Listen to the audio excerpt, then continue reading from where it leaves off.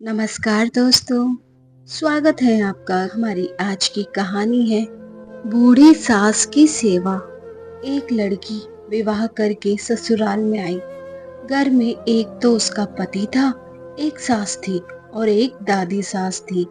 वहां आकर उस लड़की ने देखा कि दादी सास का बड़ा अपमान, तिरस्कार हो रहा है।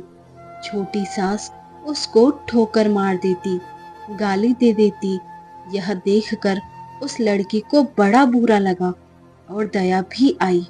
उसने विचार किया कि अगर मैं सास से कहूं कि आप अपनी सास का तिरस्कार मत किया करो, तो वह कहेगी कि कल की छोकरी आकर मुझे उपदेश देती है, गुरु बनती है। अतः उसने अपनी सास से कुछ नहीं कहा। उसने एक उपाय सोचा। वह रोज काम धंधा करके दादी सास के पास जाकर बैठ जाती और उसके पेट दबाती। जब वह वहां ज्यादा बैठने लगी तो यह सास को सुहाया नहीं। एक दिन सास ने उससे पूछा कि बहू, वहां क्यों जा बैठी? लड़की ने कहा कि बोलो, काम बताओ।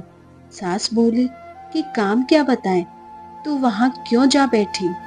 लड़की बोली कि मेरे पिताजी ने कहा था कि जवान लड़कों के साथ तो कभी बैठना ही नहीं, जवान लड़कियों के साथ भी कभी मत बैठना।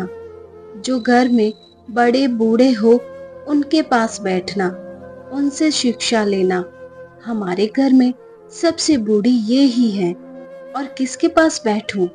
मेरे पिताजी ने कहा था कि वहां हमारे घर की रिवाज नहीं चलेगी, वहां तो तेरे ससुराल की रिवाज चलेगी। मेरे को यहाँ की रिवाज सीखनी है, इसलिए मैं उनसे पूछती हूँ कि मेरी सास आपकी सेवा कैसे करती है। सास ने पूछा कि बुढ़िया ने क्या कहा? वह बोली कि दादी जी कहती हैं कि यह मेरे को ठोकर नहीं मारे, गाली नहीं दे, तो मैं सेवा ही मान लो। सास बोली कि क्या तू भी ऐसा ही करेगी? वह बोली कि मैं ऐसा नहीं कहती हूँ। मेरे पिताजी ने कहा कि बड़ों से ससुराल की रीति सीखना। सास डरने लग गई कि मैं अपनी सास के साथ जो बर्ताव करूंगी वही बर्ताव मेरे साथ होने लग जाएगा। एक जगह कोने में ठीकरी इकट्ठी पड़ी थी।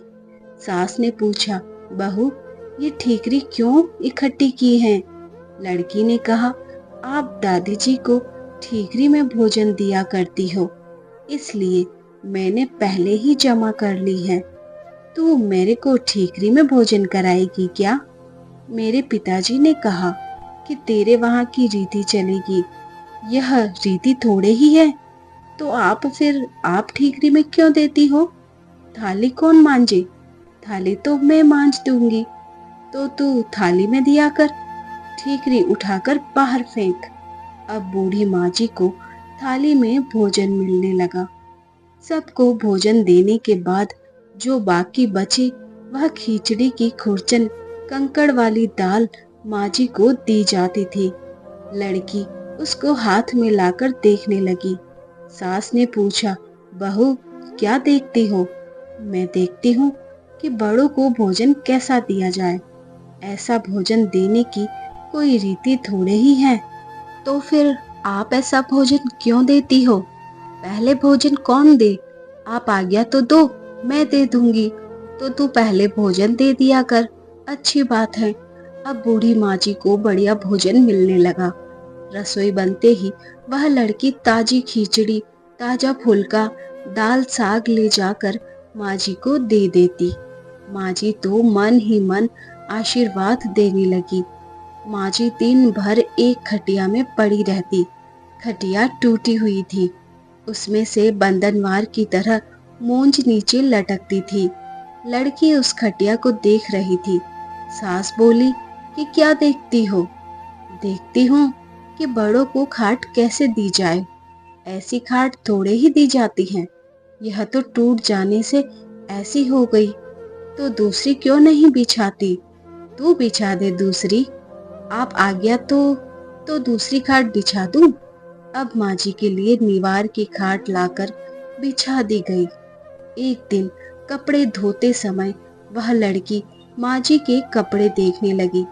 कपड़े छलनी हो रखे थे। सास ने पूछा कि क्या देखती हो? देखती हूँ कि बूढ़ों को कपड़ा कैसे दिया जाए। फिर वही बात, कपड़ा ऐसा थोड़े ही दिया जाता है, यह तो पुराना होने पर ऐसा हो जाता है। फिर वही कपड़ा रहने दे क्या, तू बदल दे। अब लड़की ने माँ जी का कपड़ा, चादर, बिछोना आदि सब बदल दिया। उसकी चतुराई से बूढ़ी माँ जी का जीवन सुधर गया। अगर वह लड़की सास को कोरा उपदेश देती तो क्या वह उसकी बात मान लेती? बातों का असर नहीं पड़ता, आचरण का असर पड़ता है। इसलिए लड़कियों को चाहिए कि ऐसी बुद्धिमानी से सेवा करे और सबको राजी करे। तो दोस्तों, कैसी लगी आपको ये कहानी?